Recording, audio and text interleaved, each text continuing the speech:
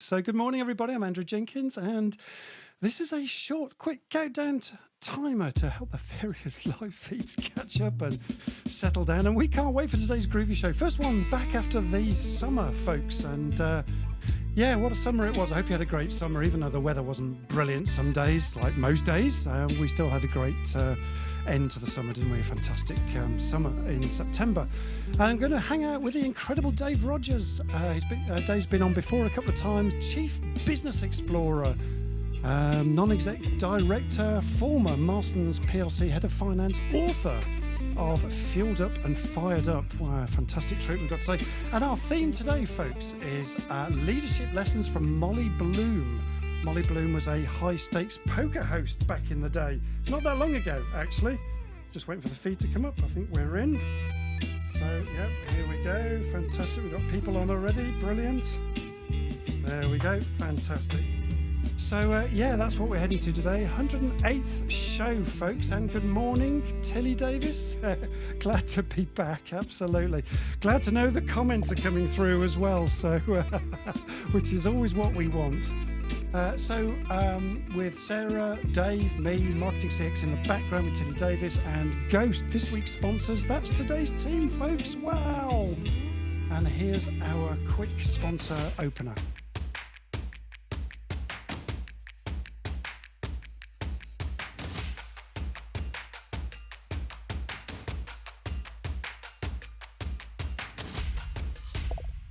Well, there we go. So, oi, oi, people and hi, gang, it's Leaders Live showtime, folks. And yeah, we're delighted that we're back again after the summer break. And it was a quite significant thing for me. My mum died during the July period, so the summer was taken off just to recoup, really. So yeah, lots of reasons why. But here we are. It's just after 8:45 a.m. here in the UK, and so we are live with Leaders Live, folks. Spreading the love, folks. Yabba dabba do, and it's great to see some usual faces coming back as well. Fantastic. Hope you enjoyed the groovy opener as well, gang. And this week we're delighted that we're being powered by Ghost, this week's sponsor, and look out for who's sponsoring us each week, because that'll change as we're going through the year. And oh, please let me know if our audio is coming through okay too. I'm sure it is. And so if you're new to Leaders Live, warm welcome to you. Leaders Live is a dynamic weekly talk show that generates business through networking, through community, through extraordinary conversations that inspire. And one of my favourite things to do in the world is Leaders Live. And as I mentioned in the countdown, I'm Andrew Jenkins, and I host this interactive weekly Leaders Live breakfast show that's built an awesome community of like-minded leaders, just like you guys joining in today. So please don't be shy. We'd love to introduce yourself as you're doing already. Please carry on with that. Network with the group, interact with the comments, chat, ask questions as we go along. Banter is all part of what we do. We just got 3 simple rules, folks. It's a safe community, mutual respect, and please no selling in the room. And our motto is I to the power of we. So there we are. And look, a really easy way that you can support us in this show, folks, and a lot of you have done this in the past, which is fantastic, is that you can buy me a coffee on buymeacoffee.com/leadership, and buy me $5 and you get a free half-hour coaching session. And Sarah will put the link in the feed, and you get a shout out too. And I see Hildy's online, and I owe you a quick coaching session, I think, Hildy. So, yeah, so it looks a bit like this if I can demo it very quickly while we're talking, see if I can get this to work. It doesn't always work, but here we go. Where is it? There we go. And if you put your email address in, you get shouted out in likes. It's all good, all cool stuff. So, yeah, smash those likes as well, folks, and the thumbs up. That we really appreciate that. And I love that little bell. And it keeps us motivated as we're going along. And this talk show enables you to listen to great content, but there's so much more value when you subscribe to our email list, because you get Leaders Live, you get leadership skills teaching, you get value to equip you to lead well, you get freebies and updates, what's not to like. And a real simple way that we've got if you can join that is just follow the link tree URL that's in the feed somewhere or other, and yeah, you'll get please subscribe to us, and Sarah will pop the link in the chat now, or Tilly will. So if you put it all together, what do you got? Yep, you got it. Bibbidi bobbidi boo. Love that little one. And yeah, let's introduce today's hangout guest. So hi, Dave Rogers. How you doing, mate? How you doing? I'm brilliant, thank you, Andrew. It's great to be able to join you for the return of the show.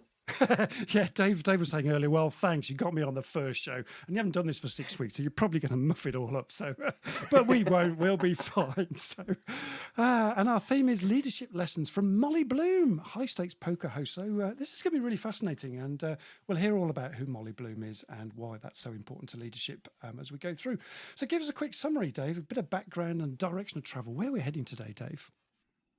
Yeah, well, I think today's about a concept called effective presence, which Molly Bloom talks about quite a lot, and that's about harnessing the emotional and social intelligence to create impactful connections, both personally and in business, and understanding how that can help leadership and ultimately, I suppose, from my perspective, help business success. So that whole thing about Molly Bloom, one of Molly Bloom's big things was, uh, this whole thing about affective presence, which we'll come on to in a moment, Yeah, and yeah, what that means and why this is so important for leadership. And really interesting stuff. If you watch some of the interviews with Molly Bloom, fascinating leadership tips. So so that's where we're heading today, Dave. And just give us a little bit of background about you, Dave, so we kind of got a sense of what you do, yeah. who you are. Yeah, so I now use my curiosity to help people build better businesses.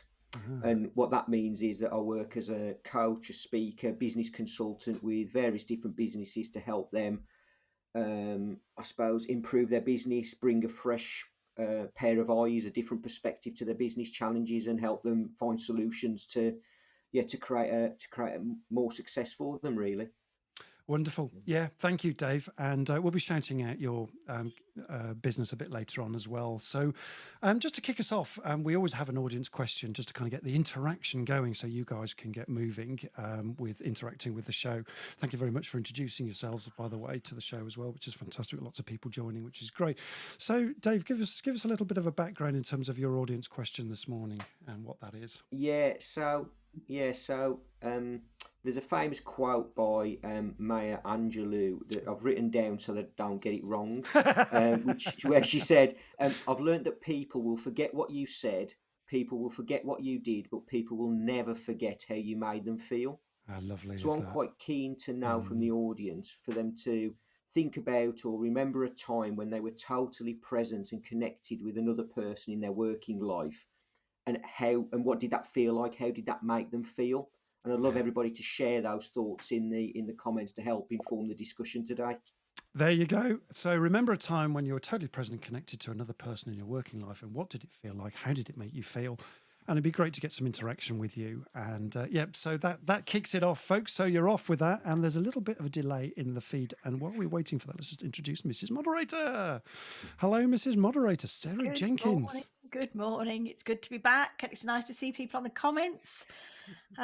Thanks, Tilly, to doing all the background bits because I still can't post some of it. Who knows The why? links, yeah. LinkedIn doesn't like me, but okay. Some things don't change then, Sarah, do they? Even having time, No, even having time off. I had high hopes. Uh, Nice to see Maria back. Nicola Fordshaw, I don't think you've been on before, so good oh, morning to Nicola. you. Good Hello, morning. Good morning. Hi, Matthias. Nicola. Yeah. Paul Winfield, Ildy, I just have to say, summer is not over. The holidays might be over, but summer is not over. I refuse to believe that. Dead right. Well done, Ildy. Yeah. Morning, Stuart Prestige, Elaine Godley in the Algarve. Hope it's lovely and sunny Oh, there yeah. I bet for you you. it's Oh, sunny there. nice. Yeah, morning to Chris Jones. Nice to have My you on the mate show Chris. this morning. So, Yeah. yeah, do answer the question and, yeah, don't make me feel lonely in the chat, please. Brilliant. Great to see you all this morning. So fantastic. And let's just bring up the guest scene here. And just before you start, Dave, let's just give you a round of applause. Confetti bomb coming up. Oh, brilliant. We just love this confetti bomb. We love it. We love it. There we go. So Dave, kick us off. Tell us a little bit about Molly Bloom. Why are we talking about her today? Why is her experience so useful and relevant to us all Yeah. participating? So, Yeah. yeah. So I think as we were discussing off air, Andrew, I think she's a Mm, really fascinating individual. Her background mm. was she was a very successful competitive skier, training to qualify for the Olympics, got injured, showed resilience to come back from that, reinvented herself, found herself in LA, job as a bartender. The bar owner decided to start these poker games. She was hosting them, and quickly realised that she was good at what she was doing, and found a way to operate in a high stakes, people driven business, and that her ability to connect emotionally with the players, read their cues, understand what was going on, but also maintain a sort of composure in what proved eventually to be some very difficult situations she found herself in. I think there's a lot of things we can all learn from her, whether it's leadership in business, whether it's personal life, and that's why I was fascinated about sort of researching her a little bit more and discussing a few of the things that we both found out about her in the last few weeks, really. Yeah, I mean, when you said that we're going to do the Molly Bloom as a leadership aspect, I thought, oh gosh, well, who's Molly Bloom? So, and I know a couple of people have said that in the feed, like Elaine. I've no idea who Molly Bloom is. Well, you've got an idea now, Elaine, hopefully. Yeah. And great film called Molly's Game, Yeah. which is quite a recent film, and actually the story behind that is fascinating. Not just the story of the film, but also the way she got that film published. Published, Exactly. whatever you do with films to get them out and about. And from effectively not being a known person to then having a film made about her just shows part of her perseverance and her push. And she has this concept of effective presence, doesn't she? Affective presence. Yeah. And it'd be really interesting to unwrap that. That you talked a little bit about her having resilience and confidence and things like that. Tell us a little bit more about what that means, affective presence, Dave. What can we get out of that? Yeah, so it's about being able to, as you said, project confidence, show empathy to people, authenticity in the way that we interact with people, each other, whether it be friends, family, colleagues, clients, customers, whatever you want to be. And I think it's, as leaders particularly, I think it's crucial because it helps inspire trust in teams, it helps build rapport with people, and also then helps us make more or better informed decisions based on the emotional context of the situations. And I think quite often we can get caught in a place where we are, um, for want of a better phrase, sheep dipping people with the same approach or the same style of training, maybe, or the same way of resolving situations, and that's not always that's not, in my opinion, the best way to get the best out of your people in any context. Yeah, so that sounds like she had some sort of process or some sort of way of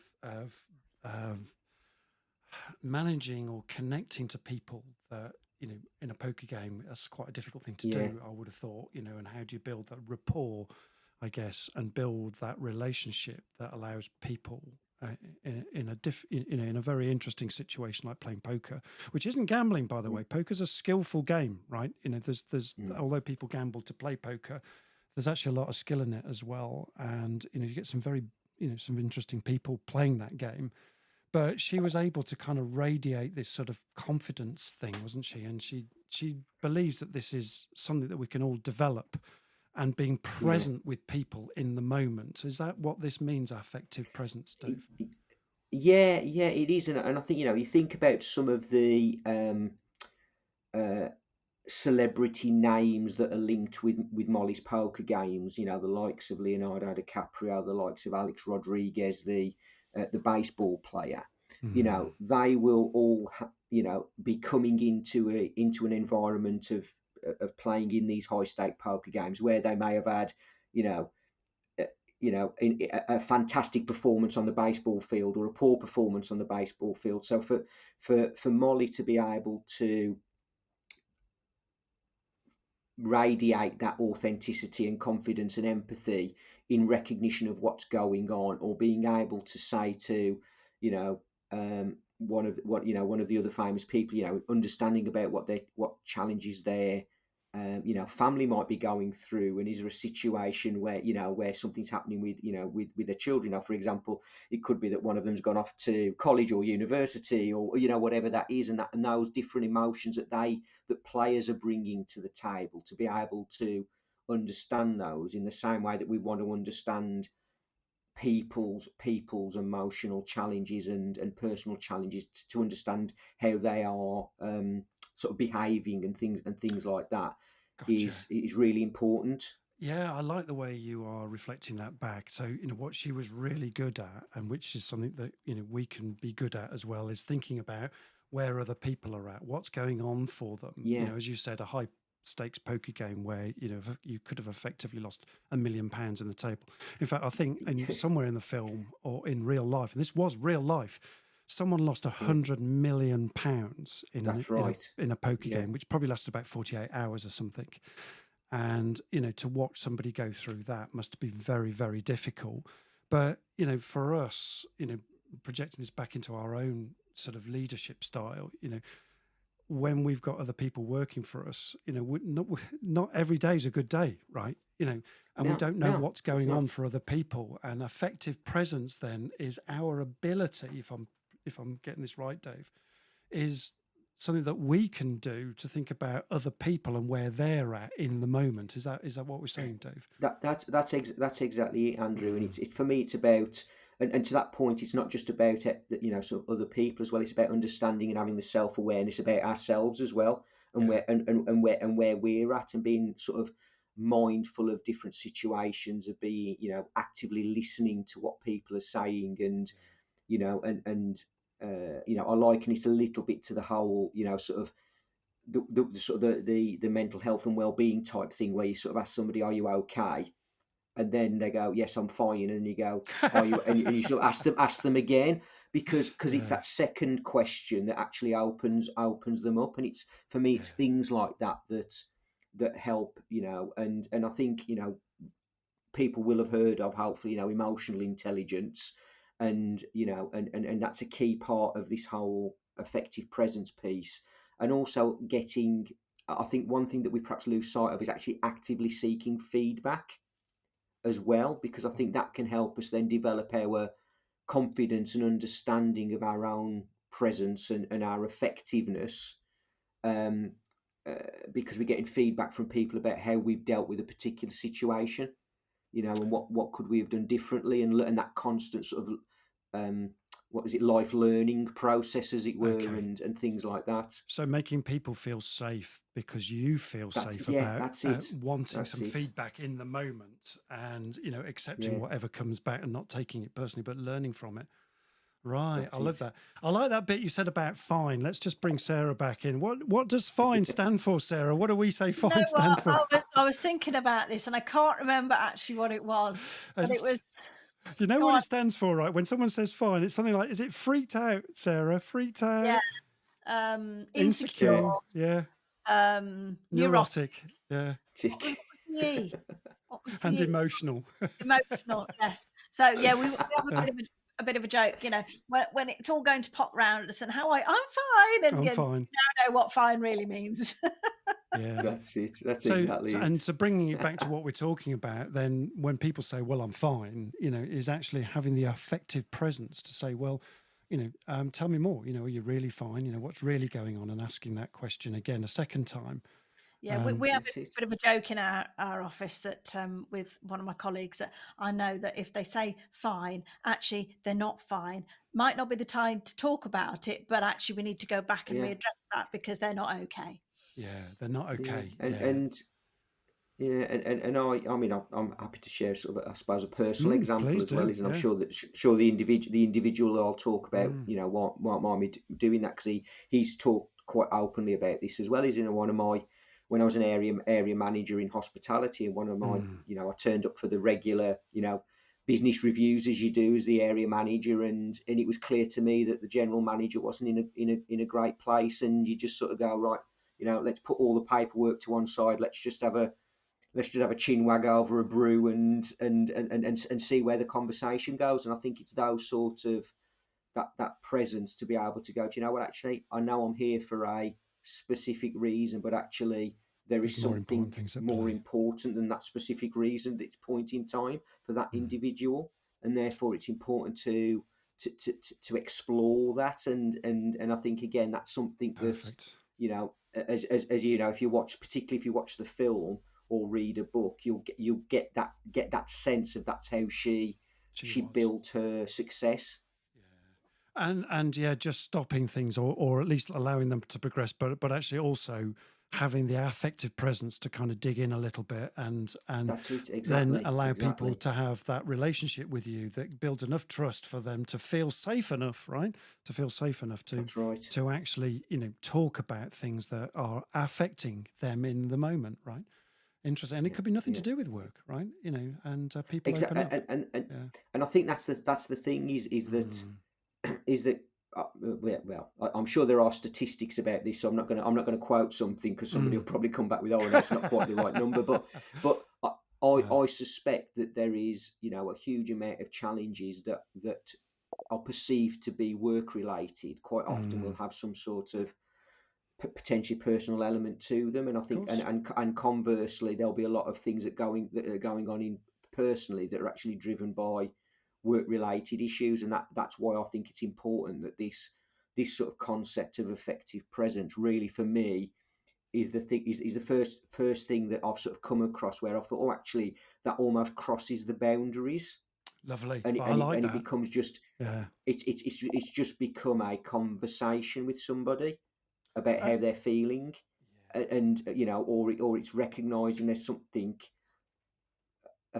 affecting somebody else, and how do you recognize that and help them through that, and without it becoming an issue, for argument's sake.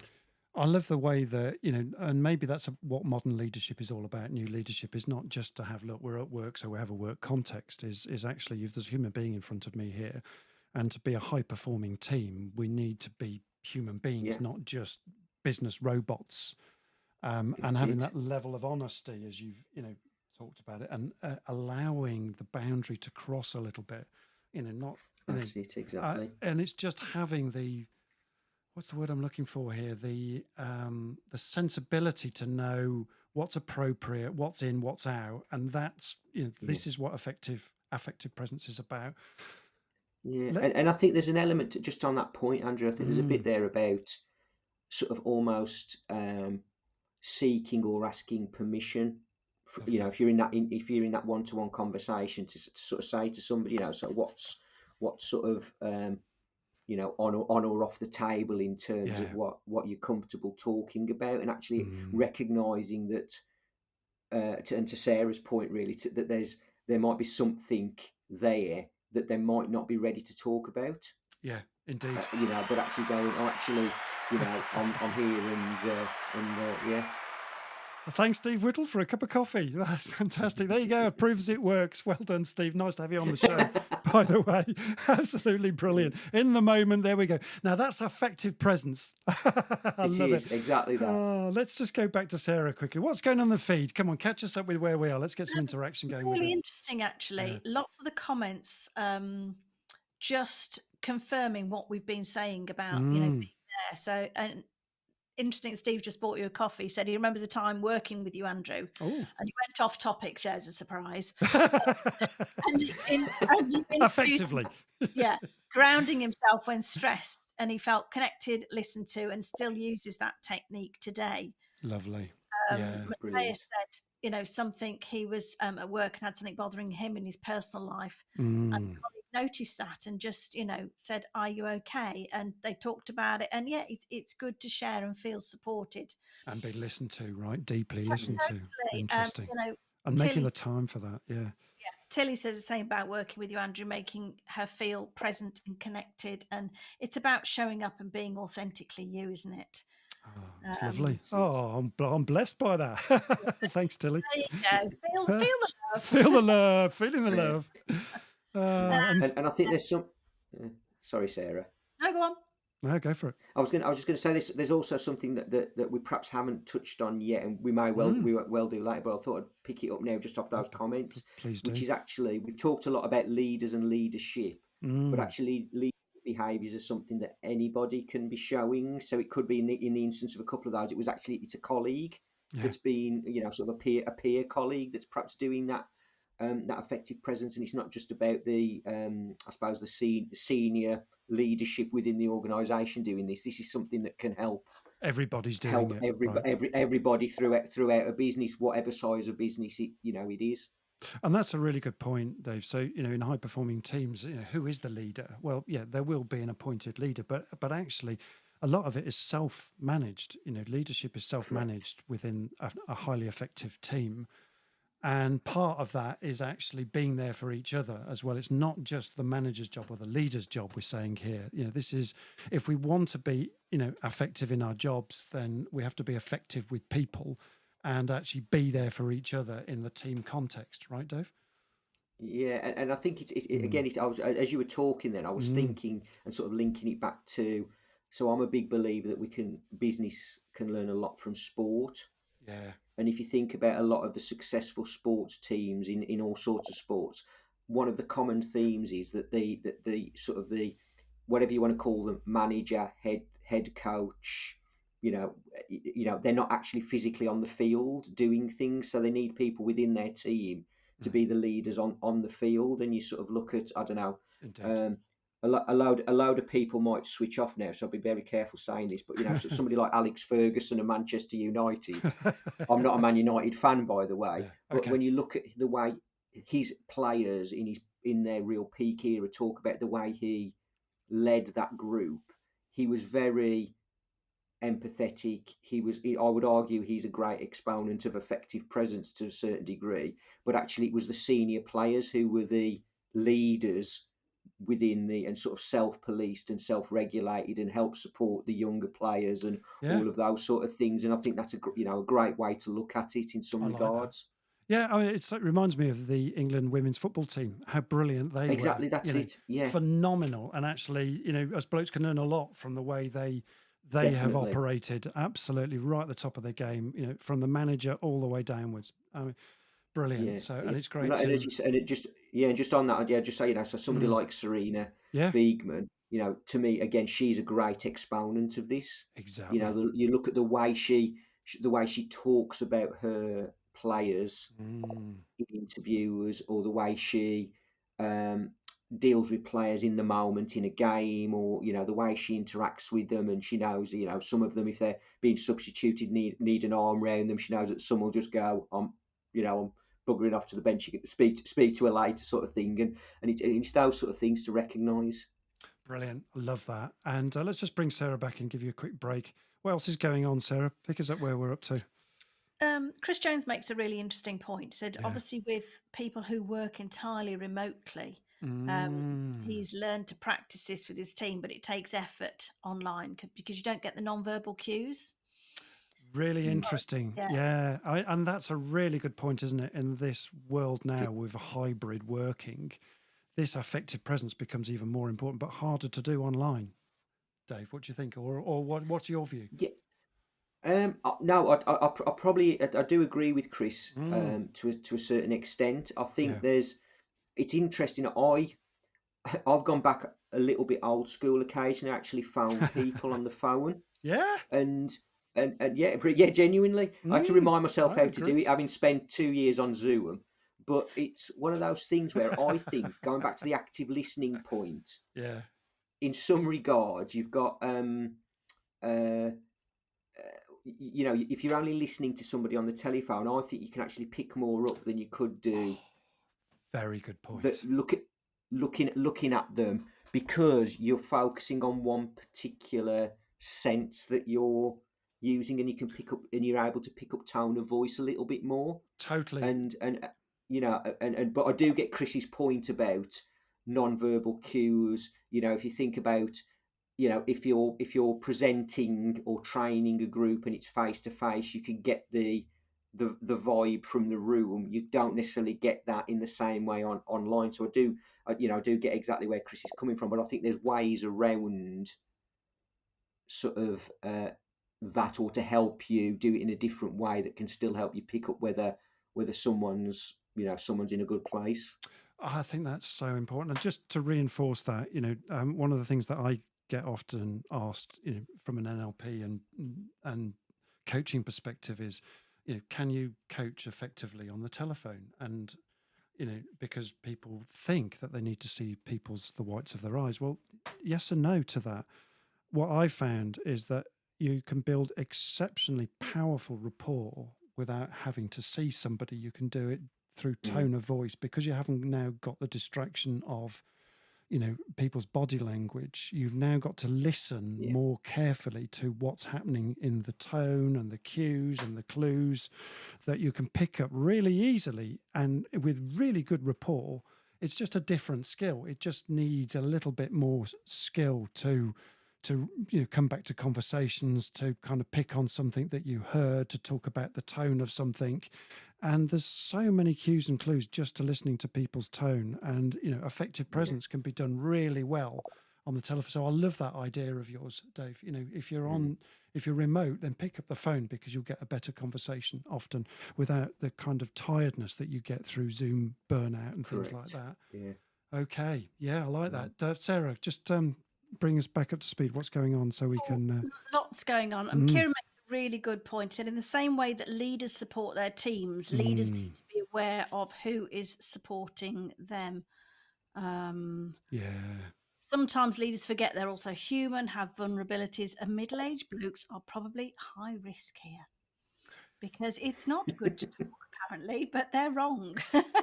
That's a really good Yeah. point, Dave. What do you think to that? I've got some ideas about that. Yeah, What's your well, thoughts about that? being a middle-aged bloke, it's I didn't pick on you for that reason, Dave. I know that, Andrew. I know that. I just took that as the first cue. That's a good cue. Comment. It was a good cue. Yeah, it was a good cue. I do get that point though about it is that sort of age group of males do find it, or a lot of people find it difficult to talk about those things. But yeah, it's interesting, that point about, again, I'll go back to that point about effective presence isn't necessarily about top down, in the sense that actually leaders, if you're really developing a culture that has effective presence at the heart of it, then actually, you would then the team members would be asking leaders how they're feeling, and that sort of general sort of concept of sort of, I suppose, for want of a better phrase, leadership hierarchy. I've always maintained that should only ever come into place when something's going wrong or something's not quite right, and then the leader has to take responsibility for that. But actually, if things are successful in a high performing team, then actually, it should be comfortable for everybody to ask anybody else within the team, regardless of hierarchy, how they are and what's going on, and how's little Johnny getting on at school. He's just gone to be, and that sort of thing. Yeah, and just picking up on that point that Kieran's mentioned there, the middle-aged blokes thing, this strikes me, Dave, as a really important point, that as leaders, it's quite a lonely place for a lot of people.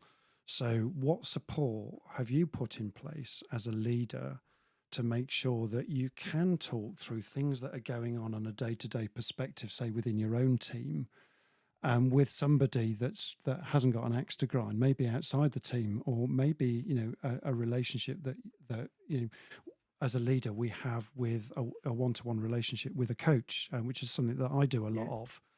For example, is working with leaders offline to talk about their work interactions, and quite often those are the things that we talk about most. Is a problem that happened at work through an interaction or relationship that it might need some work on, and what to do and how to build a relationship with a certain difficult person, and all of those things. Those things are really important to build someone's confidence about being effective, having effective presence with that individual, in a dynamic workplace situation. And maybe they've got some learnings to do on that basis. Yeah. And I think, like you said, it's for me, well, it's about finding that sort of support, whatever that support network looks like, that provides a sort of a safe and comfortable space for people to share, but also to understand that actually this is irrelevant of age, gender, whatever, is actually that there are other people who are going to be feeling the same way as you.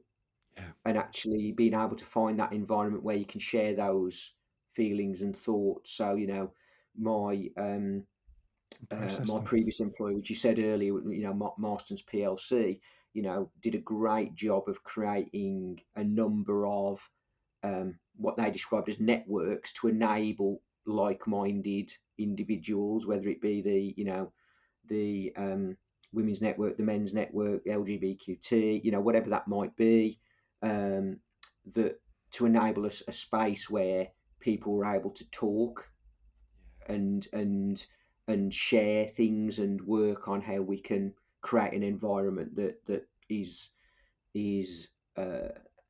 comfortable for people to talk in. Really good point, Dave. And that's possibly even just accidentally come in. The whole thing about networking, widen your network out to different people. Yeah.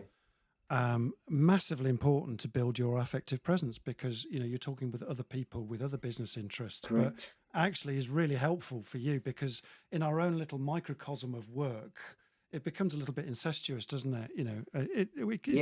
Where actually when we have a network which is beyond us and something we go to as leaders just purely for our own affective presence, to talk with others, to understand what's going on for them, to share problems in a different environment, means that we get different solutions. And we can then practice and hone that affective presence, which then we could bring back into the workplace, right? Yeah, exactly. Interesting. Exactly. Yeah, fascinating example. We'll come to some more examples in a moment. Sarah, what's going on in the feed? Let's just catch up. Bit of a thread. Julie McCracken says, Oh, I saw this. Yeah, teamship is invaluable. Sometimes the perfect. term leadership can confuse. Yeah. And then Yeah. Steve Whittle kind of pulls into that and says, in many instances, leadership roles go to the wrong people. We tend to promote the top performers rather than the true leaders. And sometimes an ordinary worker can be a superior leader due to their grasp of the team dynamics. Nicely put. Very, very nicely put. Yeah. Yeah, very nicely put. And, actually Jane brings this up as well, Sarah, I think. Is this something about sharing on the phone or something, just to finish that on the loop? phone, people, they can feel a different sense of safety on the phone, and they might be more open because they can talk without seeing you. I think in the world of Zoom and Teams, we're so used to having it on, and you can get distracted. Whereas if you're on the phone, you have to listen, otherwise you've missed it. Or you can ask it to be repeated, right? And interesting. Thank you. So, what other examples have we got of connecting at this sort of? Because we're talking about connection at a leadership level, at an emotional level. It sounds like affective presence also has this emotional content too, and this whole thing about building relationships. What kind of examples could we come up with here, Dave? Practical examples about how this drives business success. Yeah, so I think again you've just really summarised it greatly there. It's collecting on an emotional level with whether it's clients, customers, people within the business, just to build that sort of trust and loyalty. It's that whole people will buy from people they know, like, and trust, and that's how brands particularly become successful, because they sort of understand, or they seem to understand their clients' fears, needs, aspirations, what they're looking to achieve, and then they tailor their solutions alongside that. And if you think about, I don't know, brands like Apple are great at it. The way they sort of sell products, based on usability and user needs.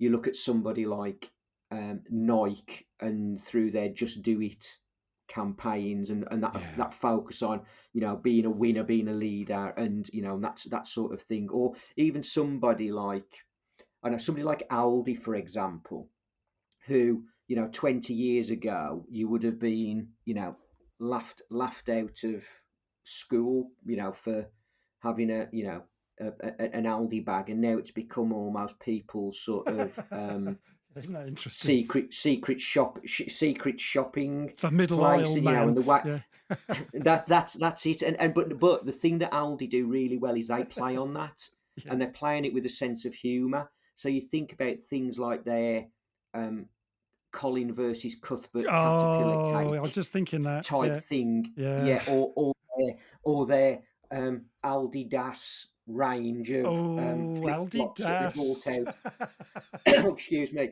And but again, what they're doing is they're connecting on an emotional level, because we look at that and we go, oh, that's really funny. Oh, I'd not thought about. Oh, they do some exciting things. Why don't we, as you say, and then end up buying 75 quid's worth of stuff from the middle aisle at Aldi that we'll never ever use again. But it's that sort of principle of how they're connecting emotionally, leading to stronger customer relationships and ultimately better business success. And now, in the case of Aldi, all of the other supermarkets are almost trying to do the same thing, catch up and try and do the same thing.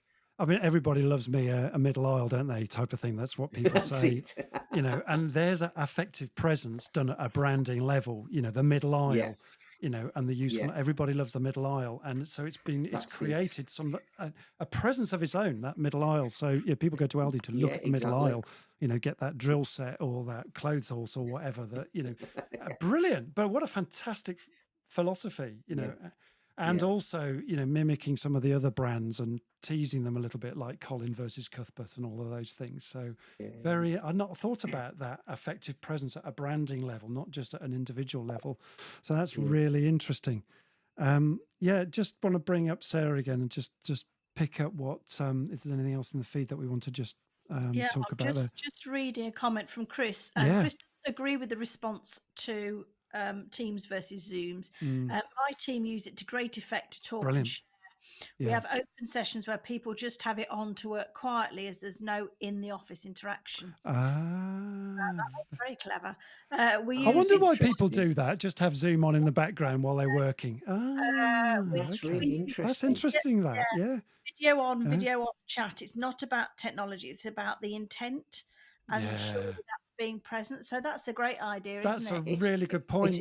It is. And I was just thinking then, as you was talking, Sarah, about the like, if you think about, I mean, we touched on it a little bit while we were off air about the you go back to the sort of the time of the pandemic, and when football first came back, or sporting events first came back, and they started playing crowd noise through speakers to try and create an environment. And I think that point that Chris makes about having almost the office noise in the background, the dog barking, and the cat coming on the screen. Exactly right. Rather than the next door neighbour cutting the lawn or something. But having that in the background through Teams, or because people are there, or I think that's a really interesting. It's a brilliant point. I've never really thought about. It's a great idea. And actually, for the kids are better than us middle-aged men on this, or women, because they just have their WhatsApp in the background and they're just working away. And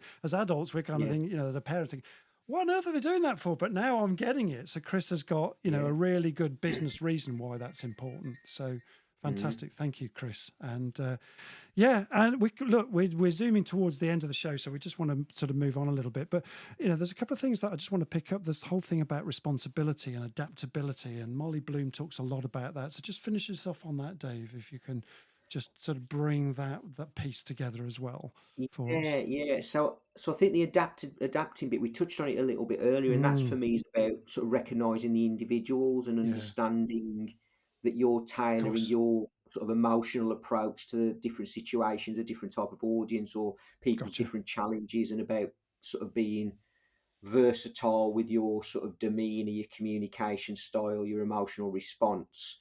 But ultimately, you're the one who's responsible for that. And I think particularly the responsibility piece, that really comes out when, if anybody has listened to the interview that Molly Bloom does with Stephen Bartlett. Brilliant interview. Brilliant. Where she goes, do you know what, actually, I was completely 100% responsible for all of the decisions that I made and all the things that I did that ultimately ended up being her downfall when the FBI came knocking on, knocking on her door. When the chips were down. Sorry about the pun. I was going to say exactly when the chips were down, she needed to be responsible. But it's also been his responsibility for being consistent as well, which I think, again, she recognises that towards the end of her life as the poker host, she wasn't being consistent with her true effective presence, and it was her opening authenticity, wasn't it? doors Yeah, that she couldn't close, and was creating situations that she couldn't adapt to. And I think that's where I feel the responsibility thing comes, is because there is also and again, it's something she touches on briefly in the interview. It's not really mentioned in the film. Is this element of, there's borderline here, manipulation from her point of view, right, where effective presence becomes manipulation, becomes manipulation, and I think that's where she'd crossed the line, and that's what created the problems for her at the end. And I think we've just got to be mindful of that. Is that the brilliant self-awareness that we're doing it all for the authentic right reasons, and and not we're to not going to go manipulate. wrong. Got it. That a brilliant way of ending that. Absolutely fantastic. Thank you, Dave, for an absolutely enlightening and awesome, extraordinary, playful conversation this morning. And look, this will be on podcast as well, folks, just to let you know, in the next 24 hours, if I can figure out how to do that. But yeah, that's coming up. And look, if you want to sort of reach out to Dave and speak to Dave more, here's his website and his book, Fueled Up and Fired Up. And we've actually had this book on the show beforehand, about a year or so ago. Where Dave gave away some copies of that book, which was fantastic, live on the show. So some of you have already benefited from his stuff. So this is Dave's website. I know it's gone transparent here. I don't quite know why, but he talks about collaboration and innovation and partnerships and building relationships in business. So very much a business focus based on David's past pedigree, being with Marstons pedigree, actually. Sorry about the pun there, David. And I've just realised I've got two pictures of me for some reason there. And so, and something that we're going to be building together, I'll just get this, something we thought about, Dave and I, is that, I do a lot of personal work on effective presence, sort of building rapport from an individual level and how to do that. And Dave then takes on that effective presence piece from a business perspective. And we just thought, what a great partnership that would be if we create some sort of workshop together, and maybe with one or two other people as well that are connected to this show. And we're thinking about doing something face to face where we can talk about effective presence and help people to really get to understand, how do I build relationships that are authentically, that are effective, that take responsibility, that have consistency, and all of those things, and how to have those skills at our fingertips without becoming manipulative. So, and understanding that difference. So that's a course that we're thinking about doing sometime, sort of before Christmas, we thought. So in the next few months. Yeah, I think, definitely. Like you say, it's for me and for the two of us. I think it's about bringing, as I talked about earlier, bringing a fresh pair of eyes, a different perspective to the business challenges. Now we can use, sort of the things we've learned and help businesses think about how they can become better at this effective presence, and ultimately develop their teams, develop their business, become more successful, and that's what it's all about. Fantastic. Yeah, thank you, Dave. And I think we can do a really great job of that. So, and it'd be great to see some of you face to face as well. So that's coming up. So watch for some dates on that, and Dave and I will get those together and we'll advertise it through Leaders Live. Thanks, Dave, for an extraordinary conversation this morning. Brilliant. And what a perfect person to have on, sort of just to introduce the show again from the summer break. So brilliant. And before I get on to what's next week, just a quick reminder, look, Leaders Live is a free show for all leaders, directors, managers, and entrepreneurs who are interested in business growth through infotainment and enjoy taking part in these kind of extraordinary conversations. And together we make this world. The idea is to make this business world betterer, folks. And we want to bring a spirit of freedom, of joy, of fun, and the whole sort of feel-good factor and, love of working in our lives. So that's the reason why we do what we do. And our sponsors this week are Ghost. And I'll just give you a quick reel about Ghost. Fantastic brand company. And here we go. Here's their show reel.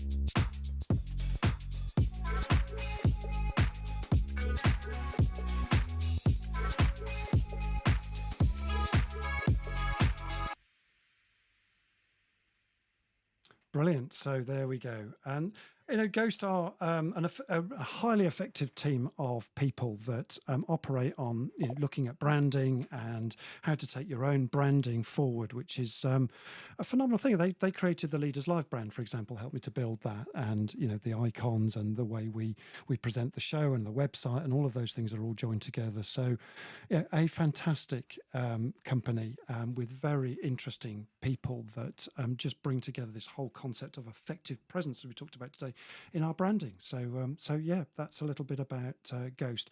And in terms of the stuff that I do, one of the things that I wanted to just highlight today is that I do a lot of teamwork development and team building with teams. And my website, I'm just trying to find out where my mouse has gone. It's just disappeared. I hope I'm still live, but I just lost control of the mouse for some reason. So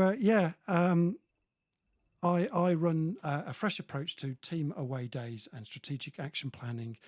And I call it the Big Think. And it's an extraordinary process of, and I've lost it completely now. I don't know what's happened there. So I've just lost control of the I just haven't got a mouse that works. So just bear with me while I just try and switch on the mouse. So it just seems to have just disappeared, my mouse. Let's see if I can get it back and running. Oh, here we go. Fantastic. Phew. I thought for a moment there I'd lost it. So, so team days from my perspective, that's what I do. And I'm just trying to bring back the scenes again. So just bear with me a moment while I just find that. Overlays, is that the one? Nope. Okay, I'll find it in a moment. So yeah, that's a little bit about my business. And just to bring Sarah in for a moment, I'm just trying to make this thing work. Sarah, just give us a little bit of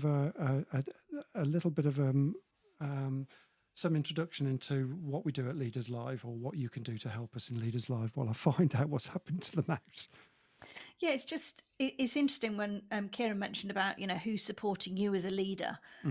Well, here's something ready-made. Interact with us, Leaders Live. The community we have is fantastic. You get a lot of support from the people within the network. So do subscribe, because you get so much more than just listening to the shows, and it broadens out your connections. It puts you in touch with people that perhaps you wouldn't come across. What's not to love? So do subscribe, because as you say, we're back now after the summer break. What's not to love? What's not to love? There we go. Yeah, I don't know what's happened to my scenes. I just can't find them. Oh, there they are. They've just come back. So that's phew. Thank God for that. So let's just bring that back up again.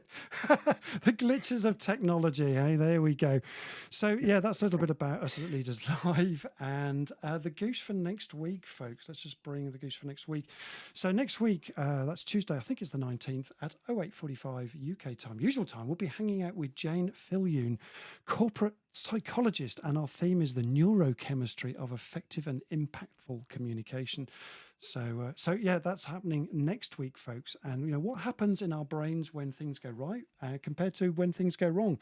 What's the brain chemistry that's going on there, and how can we become aware of that and notice those kind of changes so that we get better control and we understand the implications of when our brains are working effectively or not, and then switching back to becoming more effective, and strategies and techniques to utilize our neurochemistry effectively, so much more. So that's where we're heading next week, folks. We think you're going to love it. So we can't wait. And so be there or be square. And we're going to close out to our outro in a minute, but let's just come back to Sarah just for a minute. We've got a couple of minutes. Is there anything else in the feed that we want to pick up, Sarah? No, I don't think so. Just hello to Martin Wood, if you're still on the line. Oh, hello, Martin. Not come across, so he's really enjoyed it. Kieran says, great to have Tuesday mornings back. Yeah.